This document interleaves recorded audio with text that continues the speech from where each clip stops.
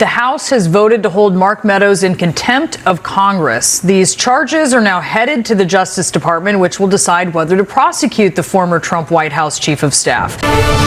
Right, we have some breaking news just into CNN. A federal judge has ordered former Trump chief of staff Mark Meadows and a number of other former top aides to testify in the special counsel's January 6th investigation.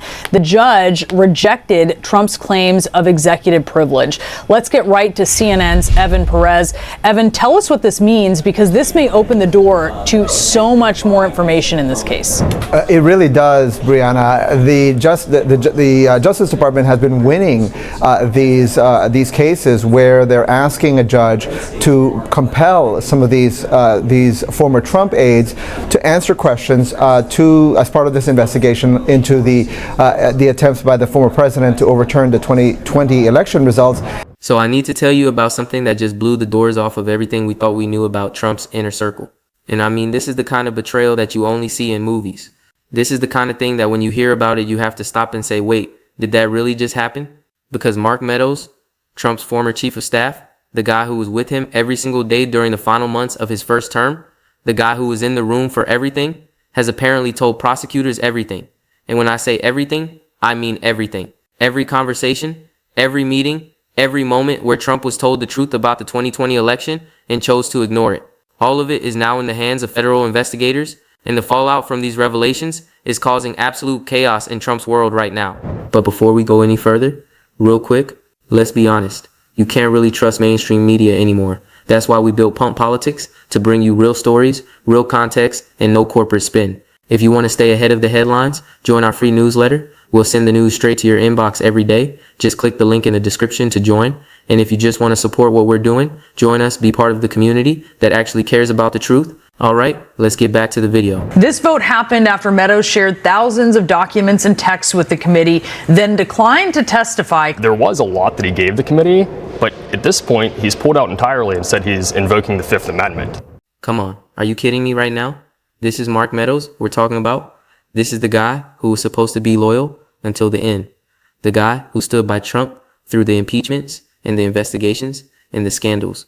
The guy who was right there in the Oval Office on January 6th while the Capitol was being attacked, and now he's sitting down with prosecutors and giving them the testimony they need to prove that Trump knew from the very beginning that he lost the 2020 election, that Trump was told by his own people that there was no evidence of massive fraud, that the whole stolen election narrative was a lie, and Trump knew it was a lie. He just didn't care. He pushed it anyway because it served his purposes, and Meadows has the receipts to prove it. The details that are coming out from Meadows' cooperation are absolutely devastating for Trump's legal defense. According to reports, Meadows met multiple times with special counsel Jack Smith's team. Not once, not twice, multiple times. Extended sessions where he walked prosecutors through exactly what happened in those final weeks of Trump's first term, what Trump knew, what he was told, what he said in private versus what he said in public, the gap between what Trump actually believed and what he told the American people. All of it is now part of the official record. All of it can be used in prosecutions, and all of it directly contradicts the story Trump has been telling for the past 5 years. One of the most damaging things Meadows reportedly told prosecutors is what happened on election night itself. While the votes were still being counted, while the results were still coming in, Meadows turned to people around him and said something along the lines of, "Obviously we didn't win." Think about that for a second. The chief of staff, the guy closest to the president, knew on election night that they had lost. He knew it before all the votes were even counted. He could see which way things were going, and he said it out loud to the people around him. And then for the next 2 months, he watched Trump claim the election was stolen. He watched the legal challenges get filed. He watched the pressure campaigns targeting state officials. He watched the rally get organized that turned into an attack on the Capitol. And he knew the whole time that it was all based on a lie. Meadows also reportedly warned Trump directly that there was no proof of massive election fraud. Not that the proof was hard to find. Not that they needed more time to investigate. No proof, nothing. The claims Trump was making publicly, the claims about dead people voting and machines switching votes and suitcases of ballots being smuggled in, Meadows told him none of it was true. The evidence didn't exist. They looked for it. They had lawyers and investigators searching everywhere, and they came up empty. But Trump kept saying it anyway. He kept lying to the American people. He kept telling his supporters that the election had been stolen from them. and that lie eventually led to January 6th. The press conference that followed these revelations was, and I'm not exaggerating here, an absolute disaster. Trump was clearly rattled. You could see it in his body language. You could hear it in his voice. The usual confidence and bravado were missing. In their place was defensiveness and anger and the kind of rambling responses that happen when someone doesn't have good answers to hard questions. Reporters were asking about Meadows, asking about the testimony, asking what Trump knew and when he knew it. And Trump couldn't give straight answers. He attacked the prosecutors. He attacked the media. He attacked Meadows himself, calling him weak and disloyal. But he never actually addressed the substance of what Meadows said. He never explained why his own chief of staff would lie about him. He never provided an alternative version of events that made any sense. And here's the really wild part of all this. Trump actually pardoned Meadows. After Meadows had already cooperated with prosecutors. After he had already given his testimony. After he had already provided the evidence that's now being used against Trump. The pardon came anyway. Some people think Trump was trying to buy Meadows' continued silence. Others think Trump didn't fully understand how much damage Meadows had already done. Either way, it's an incredible look. You've got a president pardoning someone who just testified against him. You've got the appearance of using presidential power to reward or silence potential witnesses. You've got the kind of situation that in any normal administration would be a scandal all by itself. But in Trump's world, it's just another Tuesday. So in this video, I'm going to break down exactly what Meadows told prosecutors, what it means for Trump's legal exposure, why this betrayal is so devastating to Trump's defense, and what it tells us about the walls closing in on this president from every possible direction. Because this isn't just about one man flipping. This is about the whole house of cards starting to collapse. And Meadows might just be the first domino in a chain reaction that brings everything down. Okay, so let's dig into what Mark Meadows actually told prosecutors, because the surface level headlines don't capture the full devastation of what we're dealing with here. This isn't just one damaging admission. This is a comprehensive account of what happened in the White House during the final weeks of Trump's first term from someone who was there for all of it. Meadows wasn't a peripheral figure. He wasn't someone who heard things secondhand. He was the chief of staff. He was in the room. He was on the calls. He was present for the meetings where decisions were made and strategies were developed. And now all of that knowledge, all of that insider information is in the hands of prosecutors who are building cases against the former and current president of the United States. Let me walk you through what we know about Meadows' testimony because the details are genuinely stunning. First, and this is perhaps the most important thing, Meadows apparently confirmed that Trump was told repeatedly that there was no evidence of widespread election fraud. This wasn't a situation where Trump was getting conflicting information from different advisors. This wasn't a case of reasonable people disagreeing about ambiguous evidence. According to Meadows, Trump was told clearly and directly that the fraud claims couldn't be substantiated. The lawyers looked into it. The investigators looked into it. The administration's own people looked into it. And they all came back with the same answer. There's nothing there. The evidence doesn't exist. The claims are not supported by facts. But Trump kept making the claims anyway. He kept going on television and telling the American people that the election was stolen. He kept posting on social media about dead voters and rigged machines. He kept pressuring state officials to find votes that didn't exist. He kept building toward January 6th, the rally that turned into an attack on the Capitol. And according to Meadows, Trump did all of this knowing that his claims were false, knowing that his own people had told him the evidence wasn't there, knowing that he was lying to his supporters and using that lie to try to stay in power despite losing the election. The election night admission is particularly devastating because it establishes Trump's state of mind from the very beginning. According to reports about Meadows' testimony, while votes were still being counted on November 3rd, Meadows acknowledged that they had lost. He said something along the lines of, "Obviously we didn't win." This wasn't weeks later after all the legal challenges had failed. This wasn't after the recounts and the audits. This was on election night itself. The chief of staff could see which way things were going. He understood that the math wasn't working out. He knew they were going to lose, and presumably he shared that assessment with the president. So when Trump started claiming the next day that he had actually won, that the election was being stolen, that massive fraud was occurring, he was doing so against the advice of his own chief of staff. He was contradicting what his closest advisor had already acknowledged. He was choosing to believe, or at least to claim, something that the people around him knew wasn't true. That's not a misunderstanding. That's not a difference of opinion about how to interpret ambiguous evidence. That's a deliberate choice to lie. And Meadows' testimony provides the proof. The testimony also apparently covered the pressure campaigns targeting state election officials. We all remember the phone call to Georgia Secretary of State Brad Raffensperger, the one where Trump asked him to find exactly the number of votes needed to flip the state.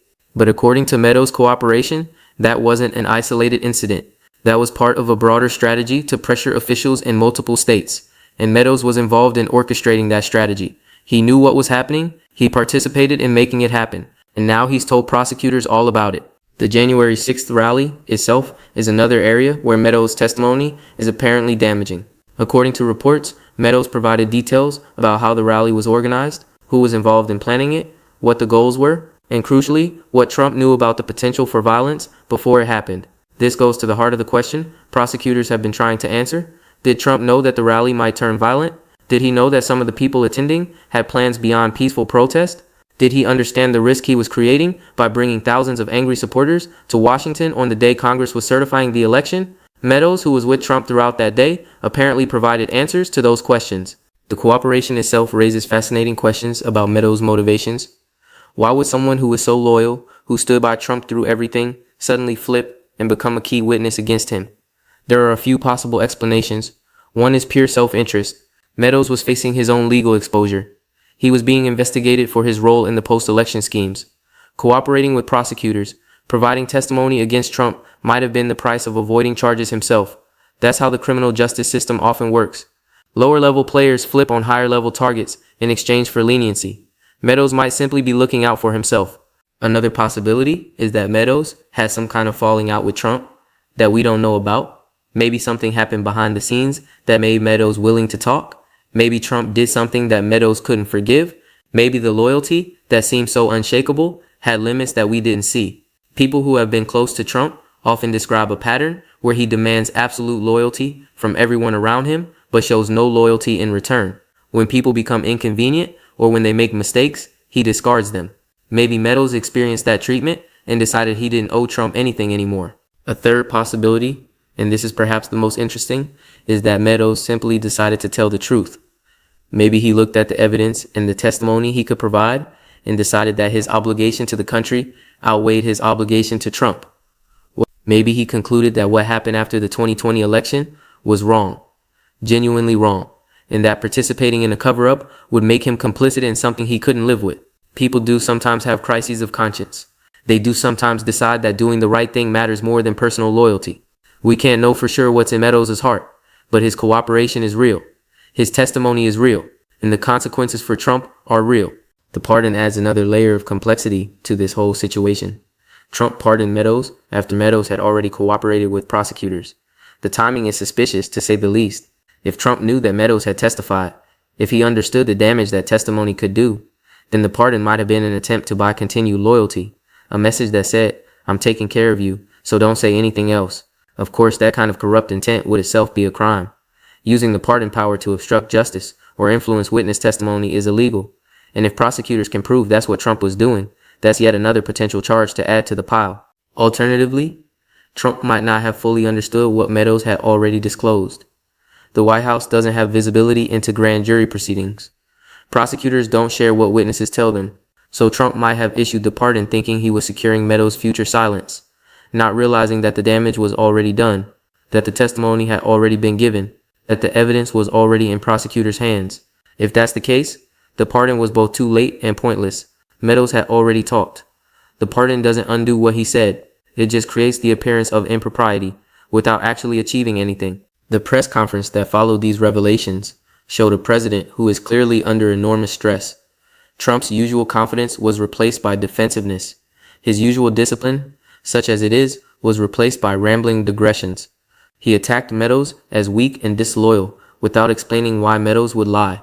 He attacked the prosecutors as partisan without addressing the substance of what Meadows said. He attacked the media for covering the story without providing an alternative version of events. It was the kind of performance that makes even Trump supporters uncomfortable.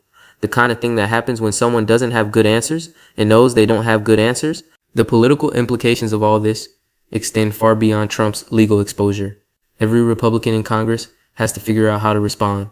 Do they defend Trump against his own former chief of staff? Do they acknowledge that Meadows might be telling the truth? Do they try to change the subject and hope nobody notices? There's no good answer for them. Standing by Trump means standing against someone who was literally in the room for everything. Abandoning Trump means alienating a base that still worships him. The Meadows testimony puts every Republican in an impossible position, and that's going to affect the dynamics in Congress for the foreseeable future. All right, so let's break this down into the key takeaways because the Meadows situation is complicated and there's a lot of noise around it that can obscure what really matters. This isn't just about one person's testimony. This is about the entire narrative Trump has been telling for 5 years, getting blown up by someone who was there for all of it. Let me walk you through the main points and what they mean for Trump's presidency and the political landscape heading into the 2026 elections. First key point. Meadows' testimony directly contradicts Trump's core claims about the 2020 election. Trump has built his entire political identity around the idea that the election was stolen, that he actually won, that massive fraud deprived him of a legitimate victory. That claim is the foundation of everything. It's why his supporters stay loyal. It's why January 6th happened. It's why he ran again in 2024. And Meadows, who was right there with Trump through all of it, is now saying it was all a lie, that Trump knew he lost, that Trump was told there was no evidence of fraud, that Trump chose to make false claims anyway. If Meadows is telling the truth, and prosecutors clearly believe he is, then everything Trump has said about 2020 has been a deliberate deception. Second key point, the timing of these revelations is devastating for Trump's legal position. He's already dealing with the DC prosecution, moving forward with damaging evidence. He's already dealing with the Epstein files and Jack Smith's classified documents revelations and all the other legal problems piling up. And now his former chief of staff is providing testimony that goes directly to the heart of the January 6th investigation. Meadows can speak to Trump's state of mind. He can speak to what Trump knew and when he knew it. He can speak to the planning and coordination that led to the Capitol attack. That kind of insider testimony is exactly what prosecutors need to prove their case, and Trump can't dismiss it the way he dismisses other witnesses. Meadows wasn't a low-level staffer. He wasn't a political enemy. He was the chief of staff. His testimony carries enormous weight. Third key point. The pardon creates additional legal and political problems for Trump. If Trump pardoned Meadows after knowing about his cooperation in an attempt to influence his future testimony or reward his silence, that could itself be obstruction of justice. Using the pardon power corruptly is a crime. And even if Trump didn't know the full extent of what Meadows had disclosed, the appearance is terrible. It looks like Trump is using presidential power to protect people who might otherwise testify against him. That's the kind of thing that erodes public trust in the presidency. That's the kind of thing that makes even people who want to support Trump uncomfortable. The pardon might have been intended to help Trump. Instead, it's just added another layer of scandal. Fourth key point. Meadows' flip represents a crack in Trump's inner circle that might encourage others to follow. When someone as close to Trump as the chief of staff decides to cooperate with prosecutors, it sends a message to everyone else. It says that cooperation is possible, that the wall of silence Trump has built around himself isn't impenetrable, that people can flip and survive. Other witnesses who might have been hesitant to come forward, worried about retaliation or social consequences, might now see Meadows as an example. If the chief of staff can talk, anyone can talk. And prosecutors love momentum. Once one major witness flips, others often follow. Meadows might just be the beginning. Fifth key point. Trump's response to these revelations has been weak and ineffective. Usually, Trump is able to dominate any news cycle through sheer force of personality. He attacks, he deflects, he changes the subject, he creates new controversies to distract from old ones. But with the Meadows situation, he seems lost. His attacks on Meadows as weak and disloyal don't address the substance of what Meadows said. His claims that it's all political persecution don't explain why his own chief of staff would lie about him. His rambling press conference performance suggested someone who doesn't have good answers and knows he doesn't have good answers. When Trump is on his game, he can spin anything. When he's struggling, it shows. And right now, he's struggling. Sixth key point. The political fallout is going to affect Republicans in Congress and on the campaign trail. Every Republican candidate in 2026 is going to have to answer questions about the Meadows testimony. Do they believe the chief of staff, or do they believe Trump? Do they think the 2020 election was stolen, or do they accept that Trump lost? These are no-win questions. Siding with Meadows alienates Trump's base. Siding with Trump means defending claims that his own chief of staff says are false. The smart play for most Republicans is probably to avoid the topic entirely, to pivot to other issues, and hope voters don't press. But that's getting harder as the evidence accumulates, and Meadows' testimony makes the accumulated evidence even more damning. Seventh key point. The Meadows revelations tie directly into the broader pattern of legal pressure Trump is facing. This isn't isolated. This is connected to everything else. The classified documents case, where Jack Smith says there was overwhelming evidence. The financial fraud case, where courts have found Trump liable. The DC prosecution that's moving forward. The Epstein files that are damaging his approval ratings. The Supreme Court case challenging his power grabs. Every week brings new problems. Every week brings new evidence. Every week brings new witnesses or new documents or new revelations. And Meadows is part of that pattern. One more brick in a wall that's getting higher and higher. So where does this all end? What's the likely trajectory from here? The Meadows testimony is going to be part of whatever legal proceedings move forward in the coming months and years. It's going to be cited in court filings. It's going to be referenced in congressional hearings. It's going to shape the public narrative about what happened after the 2020 election and who was responsible. And Trump is going to have to deal with it. He can't make Meadows' testimony disappear. He can't undo the damage that's already been done. All he can do is try to discredit Meadows, to attack his credibility, to claim that he's lying or confused or motivated by self-interest. But that's a hard argument to make when Meadows was literally the chief of staff, when he was in the room for everything, when his account is consistent with what other witnesses have said and what the documentary evidence shows. The betrayal narrative is going to dominate political coverage for the foreseeable future. Trump built his brand on loyalty. He demands it from everyone around him. He rewards it when it's given and punishes it when it's not. And now his own chief of staff, someone who should have been loyal until the end, has turned against him, has told prosecutors everything, has become a key witness for the prosecution. That's a devastating blow to Trump's image. It makes him look weak. It makes him look unable to command the loyalty he demands. It makes him look like someone whose inner circle is falling apart just when he needs it most. Keep watching this story. Keep paying attention to what comes out of the Meadows testimony and how Trump responds, because this is a turning point. This is the moment when someone at the very top of Trump's operation decided that telling the truth was more important than protecting the boss. And once that happens, once that seal is broken, there's no going back. The information is out there. The testimony is on the record, and the consequences are going to keep unfolding for months and years to come. This is what it looks like when the walls close in, when the circle of trust contracts, when the people who know the most start talking to the people who can do something about it. Trump has survived everything thrown at him so far, but he's never faced a situation where his own chief of staff is testifying against him. He's never faced a betrayal this close to home, and how he handles it, whether he can survive it, that's going to determine the trajectory of his presidency and the future of American politics. I'll see you in the next one.